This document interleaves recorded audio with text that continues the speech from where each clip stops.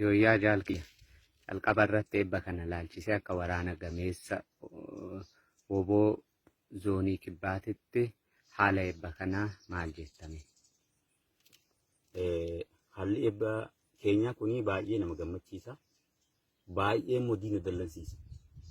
Yeroo ammaa kana yeroo itti diinni burjaaja'ee garatti galgaluu dhabee waan qabatee waan gadhiisu dhabee rakkachaa jiru kanatti waraanni bilisummaa Oromoo immoo akka jiru zoonii kibbaa keessatti waraana lakkoofsaan hin beekamne kan muummee hin qabne kana kan uummanni Oromoo kun biyya alaa biyya keessaa ilaalu kana eebbisiifatee akka ajaa'ibaatti ittiin diina ofirraa cabsuuf qophaa'u jiru kanatti akka ajaa'ibaatti nama gammachiisa. Eebbi kun immoo eebba ajaa'ibaa, eebba seena qabeessa kan uummata Oromoo rarraga bilisummaatiin gahu waan ta'eef baay'ee akka ajaa'ibaatti kabajachaa jirra, kabajachaa oollee ammaan kanallee ittuma jirraa siin jedha jaalatanii. Tole galatoomii. Mee maqaa kee eenyu jedhee too adeemu maalinnaan uummanni Oromoo yeroo hedduu waa'ee kee yeroo haasa'u sooshaal miidiyaa adda addaa irratti abaluu jedhanii suura kee faffacaasaa jiru.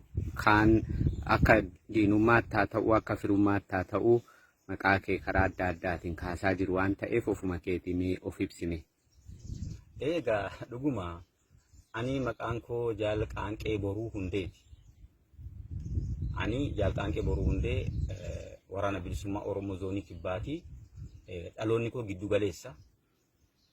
Kanaaf iyyuu ani maqaan koo akkuma sitti Jaalqaanqee Boruuti. Maqaa nama dhibiilee bakka bu'u, bifti koollee adda nama dhibii bakka bu'uu hin danda'u.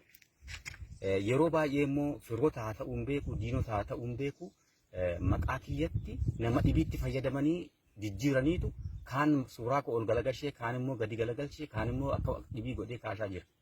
Kanaaf ani waraana bilisummaa Oromoo zoonii kibbaati. Woboodha malee ajajaa waraana bilisummaa Oromoo miti.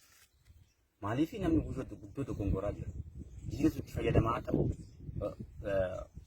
deeggartootuma keenyallee haa ta'u, dogongoraanii yeroo baay'eetu maqaa koo maqaa nama dhibii godhanii poostaa jiru. Kanaaf warra kanaaf dhaamsan dhaamuun qaba. Maaliif hin dogongoriina?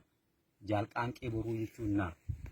Jaalqaanqee Boruu immoo waraana bilisummaa Oromooti malee ajajaa waraana bilisummaa Oromoo miti. Irra guddaa namni ajajaa jedhee na fudhachaa jira. Ani woboodha waraana bilisummaa Oromooti malee ajajaa waraana bilisummaa Oromoo miti. Kanaaf iyyuu warrootiin nama dhibiitti na fudhatanii inni